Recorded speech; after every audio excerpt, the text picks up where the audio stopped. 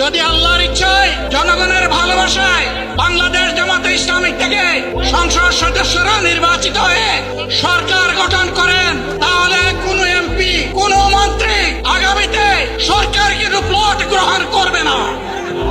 কোন এমপি এবং কোন মন্ত্রী ট্যাক্সবিহীন কোন গাড়ি চড়বে না। কোন এমপি এবং কোন মন্ত্রী তার নিজের হাতে কোনো টাকা চালাচালি করবে না। কোন এমপি এবং কোন মন্ত্রী যদি তার নির্দিষ্ট কোনো কাজের জন্য বরাদ্দ পেয়ে থাকেন, কাজ শেষ হওয়ার সাথে সাথে বাংলাদেশের 18 কোটি মানুষের কাছে তারা তার প্রতিবেদন তুলে ধরতে বাধ্য হবে। সম্মানিত বন্ধুগণ, চাঁদা আমরা নিব না, দুর্নীতি আমরা করব না, চাঁদা আমরা নিতে দেব না, দুর্নীতি আমরা সহ্য করব না। এই বাংলাদেশটাই আমরা দেখতে চাই।